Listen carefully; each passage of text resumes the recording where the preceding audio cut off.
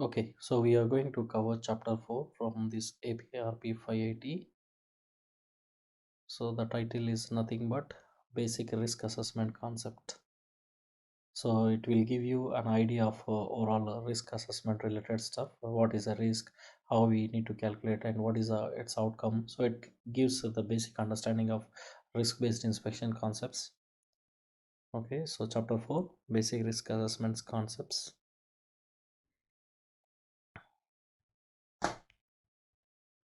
So before going to this, we need to know what is the meaning of risk. Risk, if you see in chapter 3, they define very clearly. It's a combination of probability of an event and it's a consequence. So as I explained earlier, like if you take an example of threat to your employment, if your company do not have a project, so the probability of terminating is very high. But if your company is a standard MNC company, like for example TCS, so the chances are very slim to remove you from the job. Even if you see the government employment, also the chances are very less. They won't terminate the government employee unless he is struck with some other issues. Then maybe they will suspend, but they may not remove the employee from the job, right? So the probability of occurring that particular event is very less. But if you see the private companies, the probability of removing the employee is very high. There were several factors, contributing factors. So one is your performance, or maybe politics, office politics. If the manager don't like you, so he'll try to create a scenario to terminate you on the spot, right? So there were many scenarios, and the probability is always very high. So that's why your salary is always based on this POF. The probability of removing you from the employment is very low, then your salary is proportionately higher. What I mean, like if it is a very difficult for them to remove from the employment because you are the highly talented person, or maybe if they remove you from from that position, so the company collapse immediately. So the difficulty level decides your payment. But if there is a way of removing you very easily, then always they'll keep at lower salaries. So that's what occurs at major levels. But it's most of the time you see the general worker, they used to terminate or very easily. But when you see the higher levels, so sometimes it's very difficult to remove them. So that's why the manager level or like the people used to stick to the company for long years. That's a one main reason because they know the trade secrets, business secrets. So if they terminate, if they tender the resignation, also they'll negotiate and they'll satisfy that particular manager. That's why most of the CEOs and other higher levels they used to have high salaries. That's one kind of reason.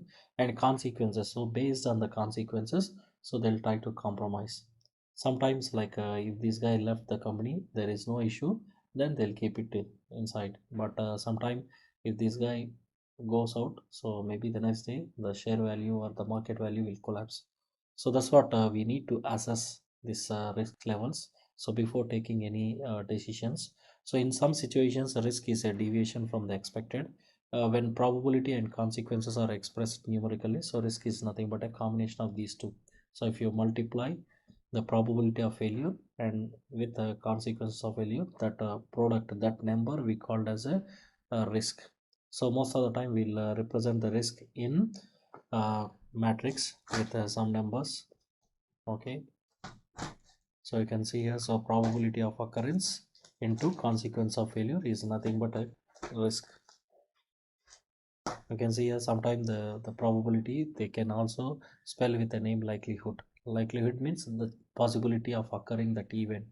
So the probability indirectly the meaning is same as probability, but throughout this document to avoid confusion, so everywhere they use the same term probability. But if you see in any risk assessments or any other similar document, sometimes they'll mention likelihood, but some places they'll mention probability. But throughout this document to avoid that confusion, so they clearly mentioned everywhere as a probability.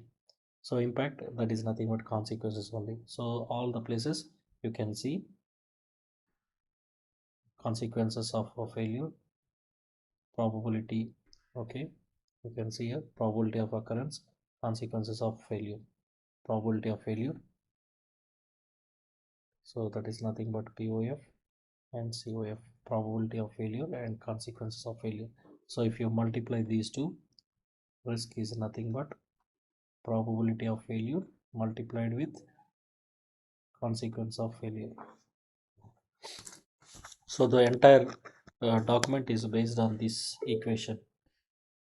Okay, so if you see in any chapter, everywhere like it is a combination of this.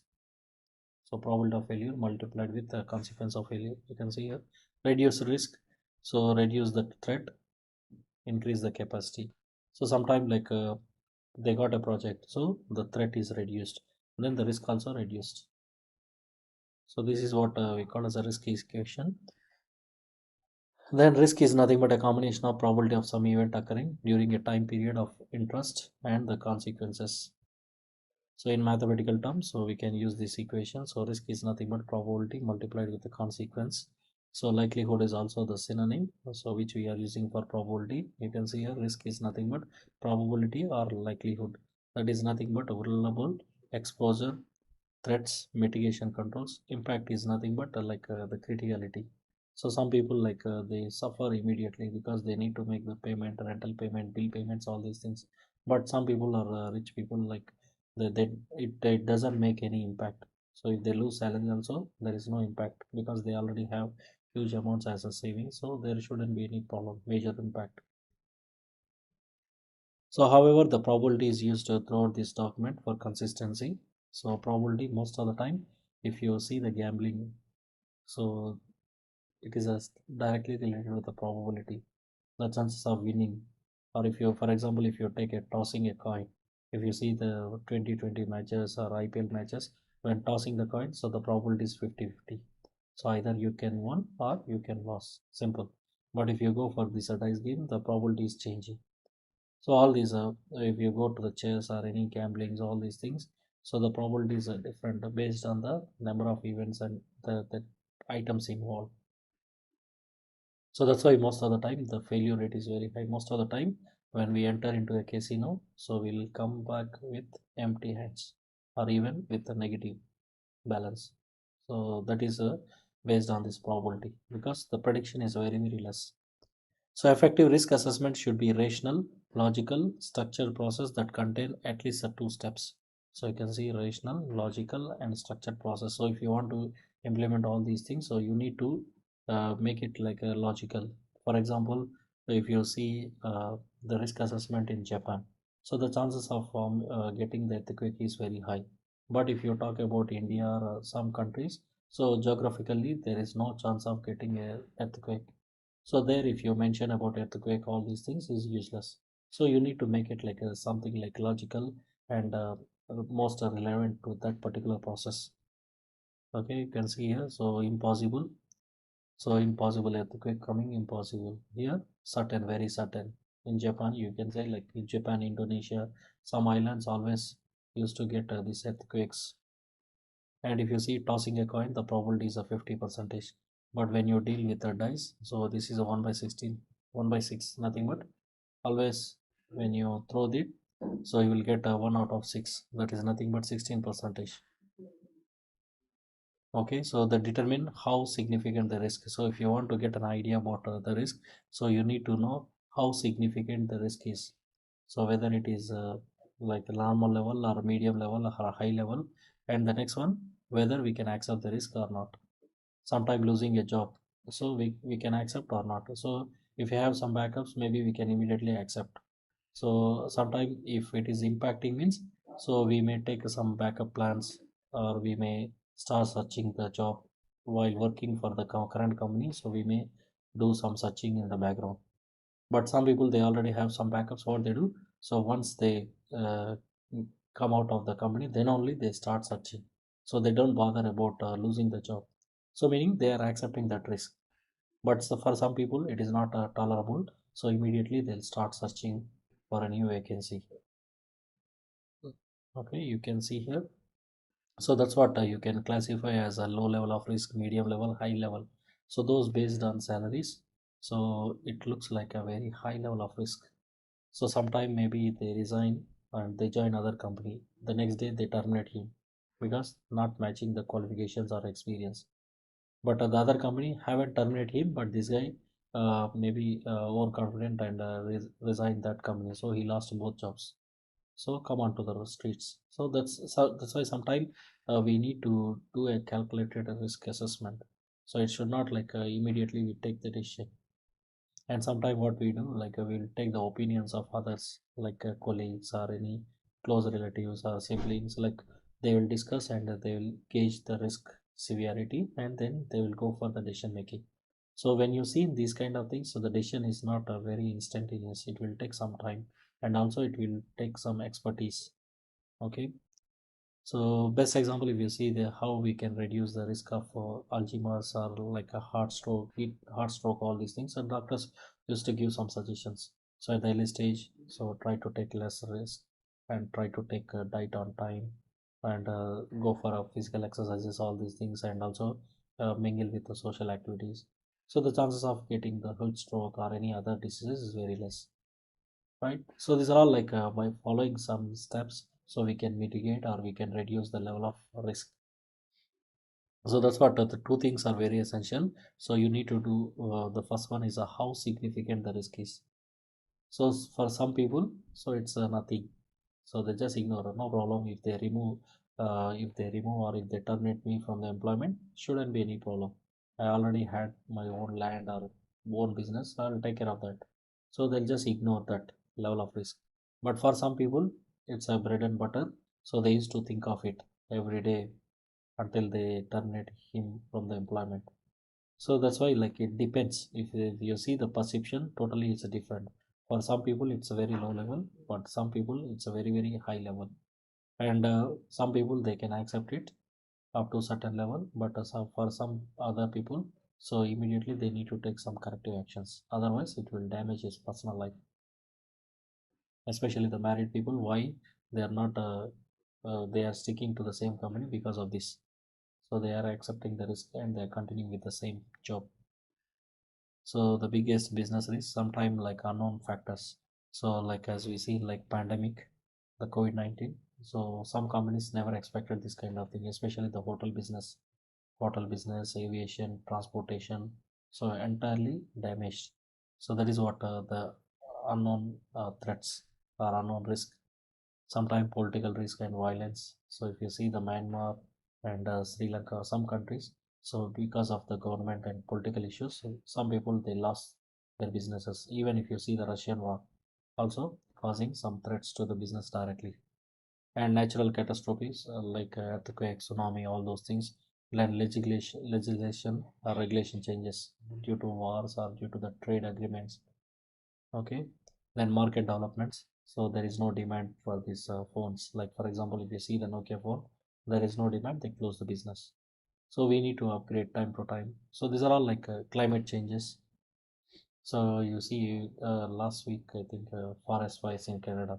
Some places they shut all the business, and even you see the New York City also the ashes, all the fires, the weathers. Some open business like open type restaurants, so they close because of the weather, bad weather. So these are all like sometime unknown activities, sometime known activities. So that's why we need to work out on this so we need to work on the risk management. So we need to reduce or we need to adjust, accept that, or we need to mitigate. So we need to avoid some places. If it is a small one, we can avoid. Sometime we can transfer the risk, meaning we can shift to other department and we can ask them to reduce it down. Like sometime if you see the clashes, political clashes in a country, so they'll inform the military to take care. So within 1 or 2 days, they'll close it. Or if you ask the fire department to control the fires, so within 2 or 3 days, they'll bring everything under control. So sometimes you can reduce the level, or sometimes you take the precautions to avoid any new risk like COVID-19. So by taking precautionary steps like maintaining a social distance, mask, using the mask, all these things, so they reduce. So these are all like trying to bring the risk level to an acceptable level. That is what we call as a risk mitigation or risk reduction. So these risk reduction mitigation activities, these are all like small steps under risk management programs. Risk management means like you are checking all the possible options, trying to eliminate or mitigate the risk levels. So that's why sometimes you cannot make it completely zero. You see, COVID-19, still the cases are getting registered in some countries, not for 100% zero. Still, we have some cases. So that is what like accepting. If you bring it to certain low levels, like the deaths are like zero, and but still the cases are getting registered. So you are accepting a small level of risk. So that is nothing but like a residual risk. So you still you are having some risk. There is no like a risk free zone. You see the accidents, even though you are following the traffic rules and licensing system, everything, but still every country they're having these road accidents. So we cannot completely eliminate the road accidents, right? So that's the same concept applies here. So the all the steps that we are handling is a combination of like a program called as a risk management program. So the second one is a risk management and risk reduction. So once the risk is known and the magnitude of the risk is established, the risk can be managed. So once you know, like once you got a clarity on these risk levels, once you know the severity, like magnitude, like for example, immediate threat. So they officially announced they are going to remove few employees. So if you see the software layoffs, so they'll officially announce in advance, or they'll give a leak to the news channels. They'll say like they are going to remove few technicians from the company. So if you know that magnitude, then you can try to manage, like you try to manage with your boss, or you try to create the scenario that you are an asset to the company. So if they lose the project, or you are trying to be a key point in that particular project. So you are the main person. So all the updates are with you only. If they remove you, so they lose the project. So if you create such kind of thing, so they won't disturb you for that particular moment, right? So that's why the risk can be manageable. So you need to check all these things. You need to evaluate, you need to assess, and you need to review. So sometimes if they want to touch you, so they need to do all this assessment. They'll check with the manager and they'll check with the CEO. So they will analyze if we remove this guy, so we are the one losing everything. So in that case, what they do, they'll keep this person for sake of time. So at first it may be seem that risk management and risk reduction are both synonymous. So what they're trying to say, like when you read like as a general terms in terms of English language, so you may feel both are same. Risk management and risk reductions are both are same. We may feel like that, but when you come into the depth analysis, you just feel like risk reduction is only a small step. So risk reduction is only a part of risk management. So risk management is a program. Risk reduction, like for example removing an employee, is only a small step. So you can remove the risk, or you can slightly reducing the risk. Why? Because like by removing the people, so you are trying to reduce your operating expenses. Most of the software companies, what they do, they'll try to retrench, or they'll remove a few staff. Maybe they'll save some amount of money, but it will not save their business. So it will impact. So other people will start reducing the work. So they also in a fear, and they also lose the hope, and sometimes morally it will disturb them, and they lose very good technicians. Sometimes they need to hire like the junior technicians with the low salaries, low packages. So it will definitely affect their deadlines, right? So what they're trying to say here, like if you take any small steps to reduce the risk, that process is called as a risk reduction, but it is not considered as equivalent to your risk management program. So risk management is like a combination of other so many factors. It's like a continuous process, not like a single decision. So that's what here they clearly mentioned. Risk reduction is only a part of risk management. So you can see here. So risk, sometimes you can avoid, sometimes you can reduce it, sometimes you can accept.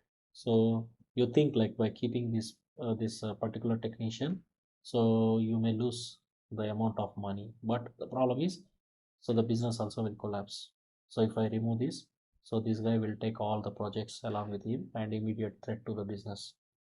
So you see most of the entity companies, what they do, the same thing, the operation manager or the key person, he'll try to keep all the contacts in within his hand. So you don't create any alternative. So when he resign, immediately that particular job will go to the other company. There are few people like some Asian countries especially. So those people always play this strategy. So when they resign, so immediately that particular job will go to other company. So they used to manage the clients. So they used to make some arrangements with the clients so that wherever this guy go, so the project will go along with him. So that is what the problems with some time mitigating the risk. So transfer like sometime you can pass to other departments, they can try to control. Avoid avoiding means like don't recruit these kind of people in the next time, so you can avoid all these things. Or maybe in the policies, company policies, you can mention clearly like they every contact need to be shared to the owner or need to be mentioned in the database. So something like you can make some changes in the agreements and you can avoid in near future. And most of the time like we cannot make it zero, we can only bring it down to certain level. So that's what we call as a risk reduction. So the remaining left amount is called as a residual risk. Residual risk means like still you have some amount of risk which we cannot make it zero. So that definition is nothing but risk reduction, reduced risk or remaining risk, or we call as a residual risk. Then you can see a risk reduction is the act of mitigating a known risk. So here they clearly saying known risk, meaning you know very clearly there is a risk associated with that particular activity. So you already come to know there is a problem that you are trying to reduce. So how you can mitigate that? For example, one person is having an health issue, so the doctor is suggesting to do an operation, but this guy is afraid of going for operation. So what he can do? He can check with other treatments like a natural or herbal or homeopathy kind of thing. Then he will try to take some other medicine and he'll try to mitigate. He'll try to avoid taking the surgery. So that is what we call as avoidance. So previously the doctor suggested surgery is a must, but if by taking some yoga or some kind of other thing, so he cured that problem. Okay. So some form of reduction activity. So they will take care before planning for the actual surgery. Maybe he will inform to the doctor saying that after 6 months he want to go for operation. But this 6 months he tried with some other medicines, so he managed to bring the risk level very low. Then after 6 months, when he met the doctor, he said like there is no need to of doing any surgery. It's a miracle kind of thing. Like sometimes we used to see the dedication level of the patient, so they'll take some other things and they'll comply with those generic medicines. So they'll bring the levels of risk very low. So the meaning like a risk reduction or mitigation is nothing but you are bringing the risk to very low, high to low. So best example, your vaccination to COVID-19. So before vaccination, the risk is very high. But what happened after the vaccination? So significantly come to low level of risk. So that is what we call as a risk management. You can see here. So instead of having this extreme risk levels or very high levels to low level or moderate. So best example is a pandemic, COVID-19 time. So the fatalities they bring down with the help of vaccination and with the help of other safety measures. Okay, so risk management to on the other hand is a process to assess the risk to determine if we can do any risk reduction. And finally, the ultimate aim is to develop a plan to maintain the risk at an acceptable level. So you try to come with some protocols like if you see the aircraft industry, what they did. So they slowly started their travel plans, everything by having their protocols like must have a vaccination certificate, must wear the mask, and only they'll assign only one seat in a row. So like they come up with some plans to maintain that risk level at an acceptable level. So like trying to bring the risk to an acceptable level. So same like if you see driving a car, still there is a risk associated, but nobody is like stopping a car, driving a car by just reading this newspaper about the accidents. But still they are driving. Why? Because they are taking that risk. So they wear the seat belt and they maintain the speed limits and they follow the traffic rules, and they are trying to reduce the occurrence of accidents to very minimal. Okay, so that is what like accepting the risk and proceeding. So by using risk management, some risk may be identified as acceptable. You can see here some risk may be identified as acceptable. Like just now I mentioned, right, driving a car is acceptable, so that no risk reduction is required or no risk mitigation is required. So just by wearing the seat belt and by maintaining the traffic rules, so you are avoiding the chances of getting with an accident. So it is all like a combinedly we call as a risk management concept. So you can see here, so you can monitor and review the risk and treat the risk and evaluate the risk. Sometimes what happens when they open up a new bridges? So what happens? So many people may be struck with some accidents because of the wrong designs of the bridges. So what happens sometimes like based on the statistics, based on the further analysis, sometimes they'll put more speed breakers or they'll put speed controls, speed limits, then they will minimize the accidents. So these are all like sometime maybe based on the experience they'll learn and they'll implement. That is what like reassessing the risk. Okay. So mainly the risk management is like a controlling or trying to mitigate or trying to reduce or trying to avoid, trying to transfer. Or, so at the end, finally, we are trying to accept the small level of risk. So last time very highly risky, but now risk levels are very less. Best example, if you see in your kitchen, so last time using a cylinder is a highly risk. Like many women used to reject. They don't want to use the gas cylinders because of the accidents and leakage of the gas. But nowadays, everywhere, everywhere using it. Okay.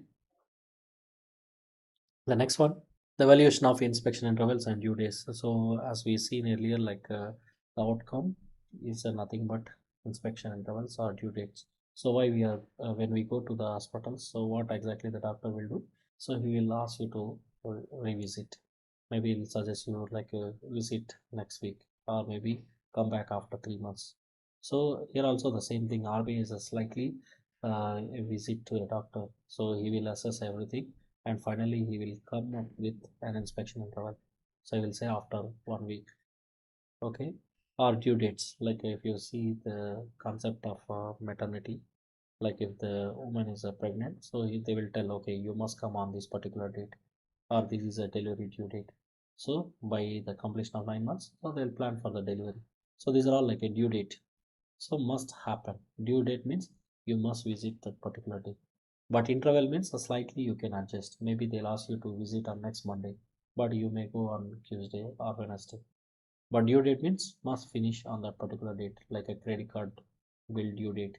So you must pay on the same date. Otherwise, so they'll impose the fines or something will happen. So that is not tolerable. That is what they call as a due date. So in process plant inspection and testing programs, which we call as ITP inspection and testing plans and process monitoring are established to detect and evaluate deterioration due to the effects of in-service operation. So very simple when we are getting older. So why we are going to the hospital checkups? Because with respect to age, our health system will degrade. So last time we are very active. So we lift like 20 kgs without any hesitation. But now we used to get some breathing issues or maybe we are not having that much stronger mentally and physically. So that's what like evaluate the deterioration. So with respect to age, with respect to time, so any component, any motor or any equipment, so will get deteriorated. Even your mobile phone battery also same thing. Over a usage of several years, what happens, the battery is going to die, right? Last time they used the time, the battery time is like withstanding time is 6 hours, but now within 1 hour the battery is getting drained because the age factors. So that's what here they're saying, evaluate the deterioration due to the effect of in-service operation when you put any item in service. This example, if you see the pipelines or storage tanks, so the wall thickness will get reduced because of several reasons, because of corrosion, wear and tear, or because of the chemical concentrations. So you may have hundreds of reasons, so the material will get degraded. Even after marriage, you see the best example, after marriage the glamour will degrade. So if you see the celebrities, so before marriage looks very young, but after marriage, after the kids, so totally shape out. So that is also kind of deterioration because of in service. So the effectiveness of inspection programs varies widely. So ranging from reactive programs with a concentration on known areas of concern to broad proactive programs covering a variety of equipment. Best example, if you visit an hospital, so you may see the different departments, emergency department. So reactive, meaning immediately they'll respond. So immediately they'll start a treatment. But when you see other programs like a weight loss programs, all these things, so what they do, they'll give a plan. So every day you need to follow the diet, and maybe weekly once you need to visit them. So it's like a slow process. But some places it's a very immediate. So that's what they're saying, like it's a broad proactive program covering a variety of equipment. Not only they're handling only one set of patients, so they may handle the women patients and kids and senior citizens. So then accident cases, the normal cases, maternity cases, so many things they will cover. Because in industrial environment, you cannot just stick to a single type of equipment. Variety of equipments you need to monitor. That's why we always need to have a program in place. So something like Excel sheets or softwares they use, and they handle all these equipments. So one extreme of this would be the don't fix it unless it's broken approach. Best example, if you go to a dentist. So if you feel like one of your teeth is having some issue, so you may feel like the dentist will remove it. But when you go to the dentist, so he will assess the situation. He will say, no, leave it for a few more months. So when it is really trying to come out, that time only you want to pull it out. So you won't remove it on the first day. So he will tell like the time will come, only that time only we remove it. So the same concept most of the time the industry used to apply. When it is broken, then only the management will respond. As long as it's going smooth, so they won't take any actions. Same like when you tender the resignation, then only they will give the hike. If you don't tender your resignation, they don't comment anything on your increments, and they don't raise your pay.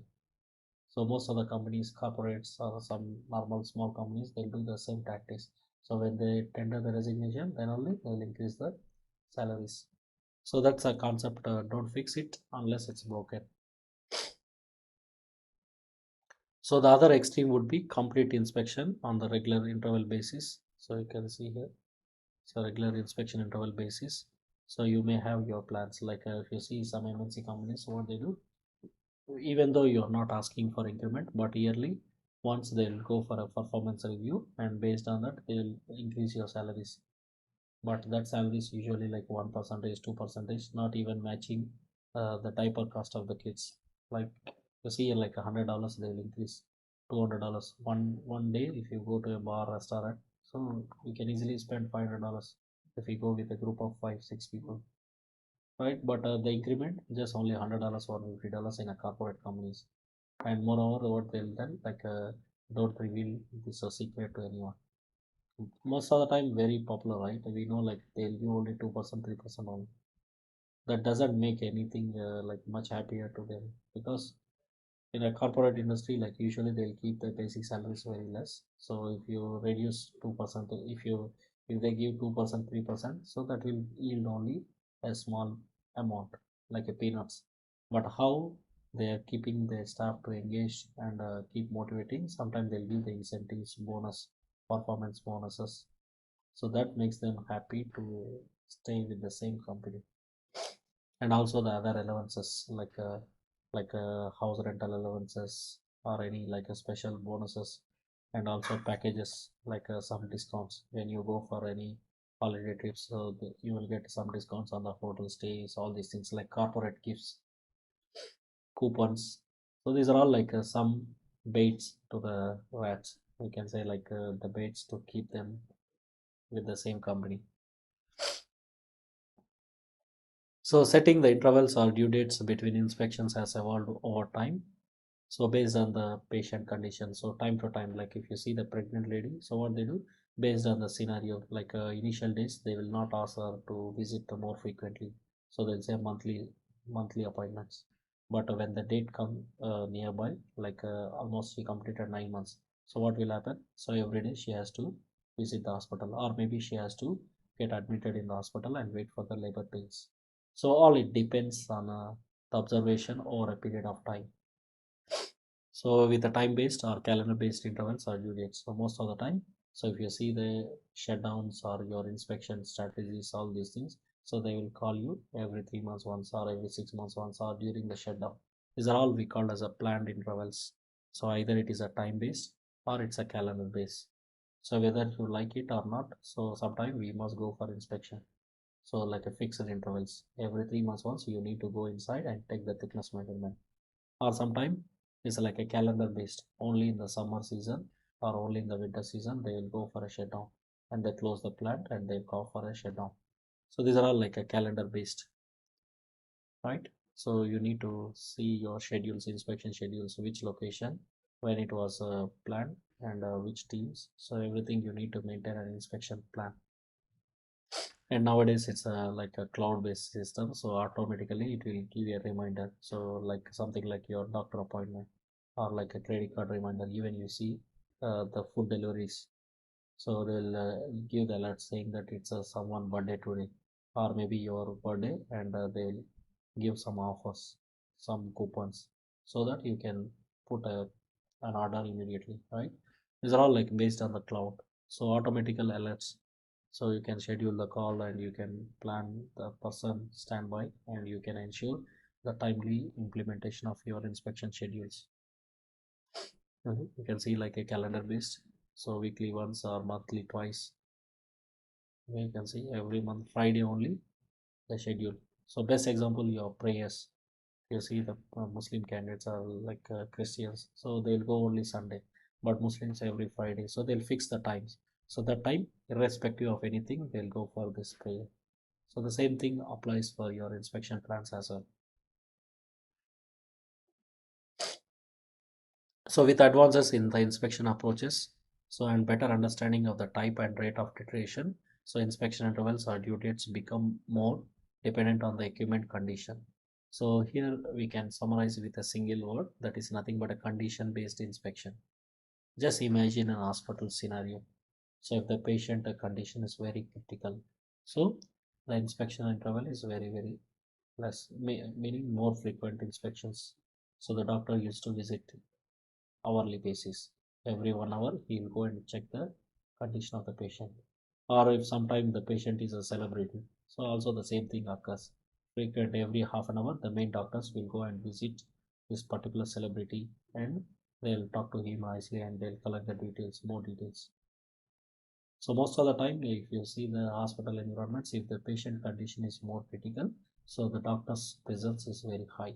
So they used to station or they used to engage more doctors and that they'll update timely. So like every 30 minutes, every 1 hour, they'll have a review. So that is what we call as a condition based inspection. But sometimes if you see like the normal patients, like small injuries or maybe small checkups. So what happens? Small health checkups for insurance policies. Like sometimes what happens? So to get a policy, term insurance, all these things, so you need to take a medical checkup. So when you go there, so they'll not give an appointment immediately. They'll ask you to wait for 1 hour, 2 hours because the severity is less. So that's what like we can say like condition based inspection and also the type and rate of deterioration. Like for example, if you are thinking in an industrial environment, you are thinking about corrosion. So corrosion is a simple wall loss. For example, last year you installed the pipe, so this year you are expecting maybe 1 mm wall loss. So that doesn't make any significant deviation because your pipe is a brand new pipe. Last time is a 20 mm, but now you are expecting only 19 mm or 18 mm. But your minimum thickness allowable is like a 7 mm or 8 mm. So you are not much bothered about that thickness data. So your client is not chasing you. But when your job thickness is almost like 10 mm, around 10 mm, last year thickness is 10 mm, minimum allowable thickness is only 8 mm. So it's like the critical condition. So everyone will try to escape expect from you whether you are going to accept it or reject the component. So like a border cases. So that's what like based on the condition, so we can assess the risk levels easily. And in that case, so they may not stick to the calendar date.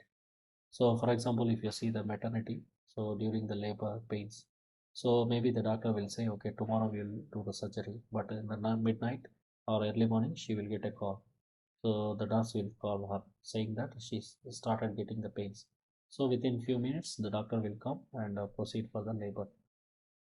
So that's what like sometime based on the severity levels. So you may not follow the calendar. So you may not follow the inspection intervals. You may not stick to the due dates.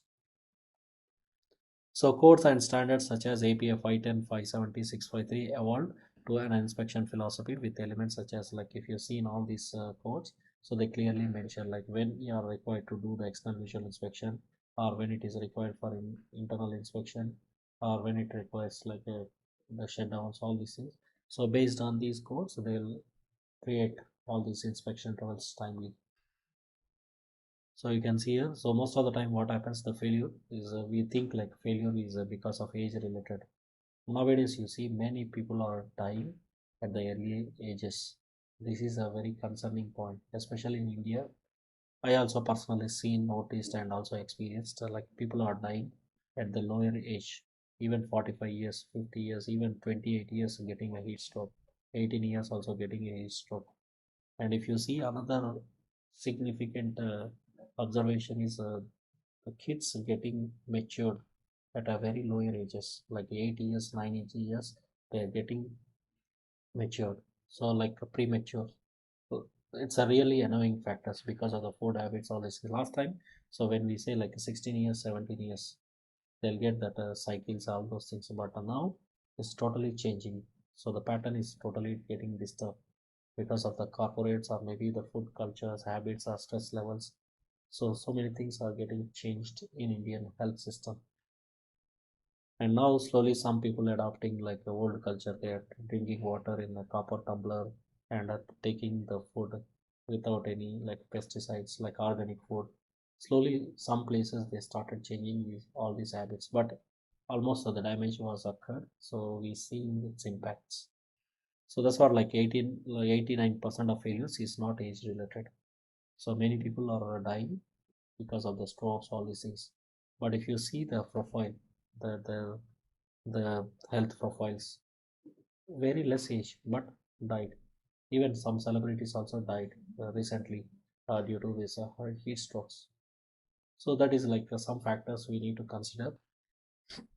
And if you see like when you start seeing the deterioration, like initial stages when you install the equipment, so there shouldn't be any problem. For example, you bought a new car, so first of 2 years there shouldn't be any issues. But after third year, so you may start seeing some issues. Then what you'll do, you will go for a frequent checkups and frequent services, and you may remove the parts, all these things. Or sometimes you more frequently monitor your vehicle. So if you feel something wrong, immediately you can go to a workshop or the shed, and then you can do some small repairs. So what they're trying to say here, this is what we call as a PF curve. So F means failure occurs, P means the point at which the potential failure starts. So here, if you don't monitor, so immediately the failure may start rising. So that's why. So what we do at one point, we need to go for a frequent medical checkups. So that's what here like you can apply this condition monitoring techniques like vibration analysis, lubricant analysis, or oil analysis, or you can apply infrared thermography. Sometimes you can listen to the sound, heat, so you can send the samples for the diagnostics. Then you can mitigate the risk levels. So you can see here, so oil analysis months, vibration weeks 2 months, thermography, noise, all these things. Then finally, the item will lead to failure. Best example, if you check your ceiling fan, or if you seen your tube light last time, the tube lights, what happens? So they will not die very fast. So what happens? They'll start glowing slowly, or they'll show some symptoms like they'll show discoloration at the ends of the near the filament areas. They'll show reddish color. Sometimes it will take more time, so it will glow and suddenly it will go off, and again after some time it will again glow back. So like these are all like some symptoms. Or if you've seen your ceiling fan, if you touch, you feel very hot, or sometimes it is making a noise, or sometimes you may feel like a smell, bad smell, like burning a coil inside. So these are all like some symptoms it is giving before its failure. So based on these symptoms, then you can respond timely and you can plan for the maintenance activities. That is what we call as a predictive maintenance. So you can plan for the maintenance in advance. You are not waiting for the item to fail completely. So you are predicting in advance and testing it earlier stages. Okay, so that's what we call as a PDM or condition monitoring techniques. So inspection intervals are due dates based on some percentage of equipment life, such as a half-life. So if you refer to this API documents, there they clearly mention the concept of half-life. But here API 580 so purpose, so it is not required to go deeply into this. So and also on-stream inspection, just now we mentioned, right? So if you got some doubt, or maybe if a few years elapse, then you need to plan for some condition monitoring techniques or on-stream inspections. So if you see the corporate sectors, what happens, even though you are very healthy, but when you join this corporate company, so their policy is to send you for medical. Even you don't like, they will give the form and they'll schedule for your medical, because they don't want to take any risk. So they will monitor your health condition, everything. So if they think they are going to lose some amount of money because of the medical issues, so they will indirectly terminate you from the employment. So they want to keep everything in a safe manner. So that's what on-stream inspection is required, and internal inspection based on low iteration rate. Sometimes if you want to increase the inspection interval, what you can do, you can plan for internal inspection and try to uh, justify to increase the inspection interval types. Sometimes you see the branded cars, branded mobiles, so they'll say like the next interval inspection interval is 1 year. But what happens within 1 year you haven't seen any issues. So even if you go for after 2 years, they will accept the car for servicing because they know their product quality. So instead of 1 year, so they can extend to the next year. So that is what like sometime internal inspections with a low deterioration rates. If it is a low deterioration, so you can increase the inspection interval. And consequence based inspection intervals are due date. Sometime what happens, we plan for inspection next year, but this particular model car so having so many issues, within a 6 months they are getting some issues. So what happens, they'll go for a review and they'll reduce the inspection interval. So instead of 1 year interval, so they'll go within 6 months. 6 months once they need to inspect. These are all like a consequence based. So sometimes what we do, so we do on-stream inspection when the plant is running. So we are not calling for any shutdowns or any other special permits. So we just attach the items and we collect the data. So which we call as on-stream inspection, like thickness measurement, the thermography. So these are all considered as condition monitoring techniques. You can see sometimes we go internal inspection, we check the condition and we give the clearance. So instead of going for next 5 years, we will say like 7 years is enough. 7 years is acceptable because we are assessing the condition. Okay, and moreover, like once they come to know like which one is at a higher risk, so they will increase the inspection segments. Like they'll reduce the inspection interval or they increase the frequency. So last time, like yearly once they are doing the inspection. Now what they do, every 3 months once they'll go and check this because it is prioritized. So completely what they're trying to say here, RBI is like a prioritize, risk prioritize based. So high level of risk, so immediately they'll assign more inspection activities. Low levels, so the inspection interval is higher. You can see here. So most of the time how we can handle with the help of softwares. Why we need all these softwares? Because in a plant or in a refinery, so you have hundreds of equipments, hundreds of units. Every some equipments are very critical, and you cannot stop the production. Some equipments you can stop it anytime and you can restart. So that's why we need to have some software to analyze all this data timely. So RBI risk-based inspection represents the next generation of inspection approaches and interval or due date setting, recognizing that the ultimate goal of inspection is the safety and reliability of the operating facilities. At the end, the ultimate aim is to run the equipment safely and reliably. So even if you go hospital, also same thing. So why we are going to the same hospital again and again?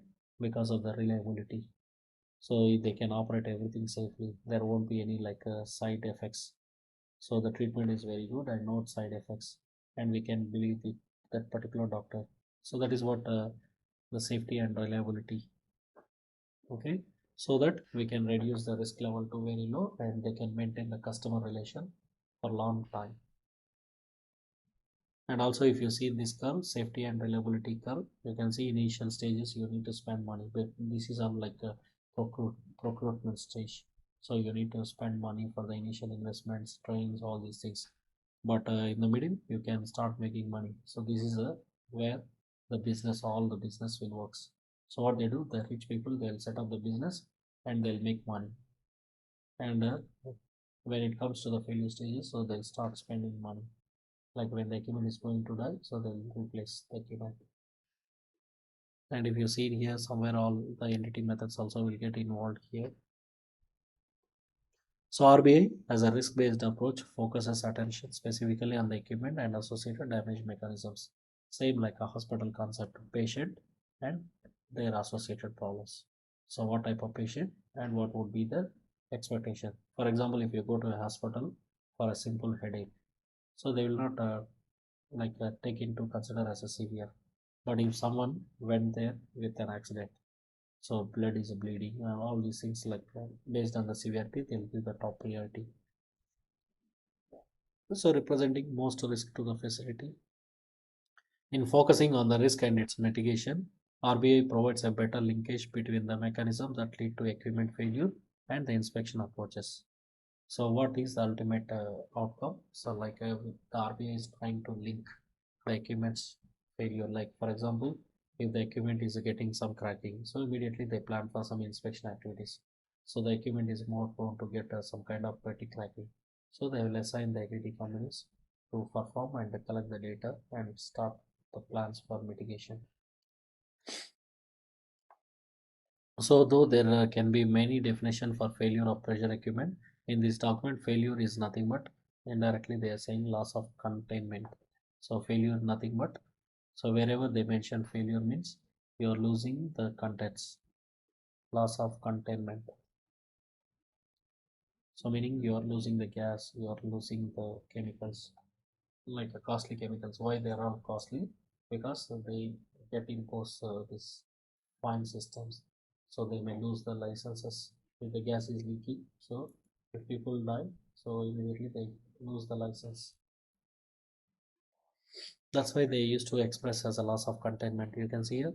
So without any inspection, if you haven't gone for any medical checkups, so the risk level is very high. But sometimes what happens, we usually monitor, like time to time we monitor for a weekly or monthly or yearly basis. So what happens, you are trying to get an idea about your risk level and you are trying to bring in the risk low levels, like timely or having the data.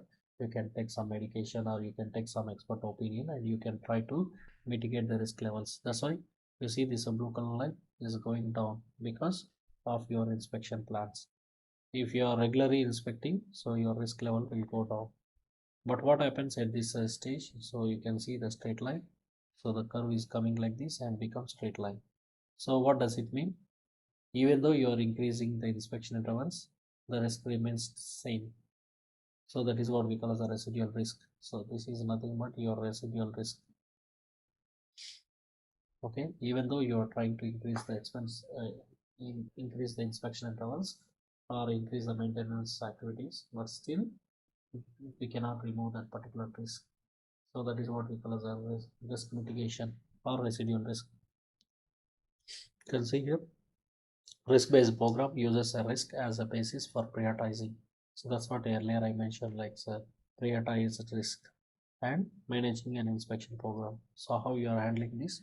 So based on your inspection plan, you can declare like which one is a high risk, medium risk, and low level of risk. So which is a high risk, then immediately they'll take some precautions or they'll take some extra step to mitigate that into an acceptable level. You can see here. So with the help of software also you can highlight easily which one is a more severe in risk and which one is a less severe.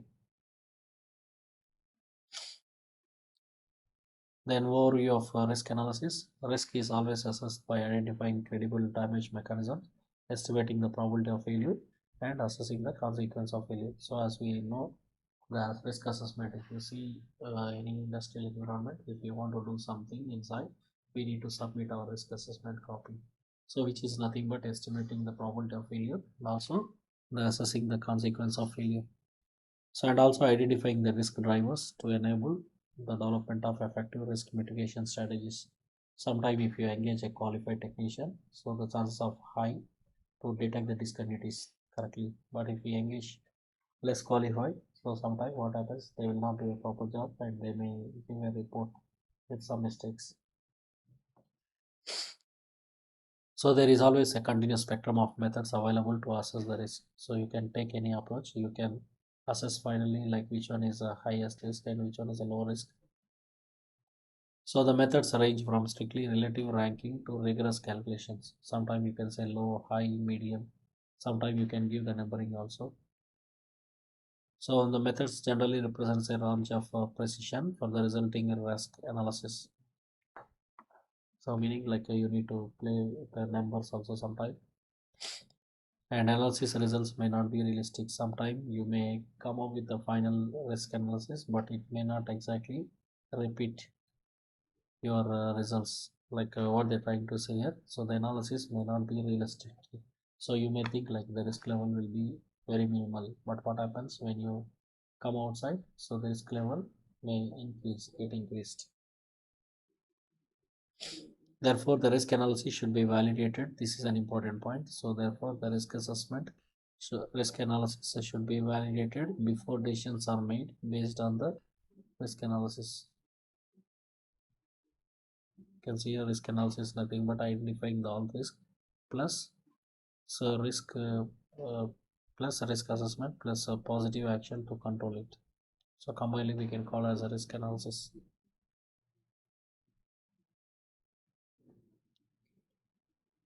So we'll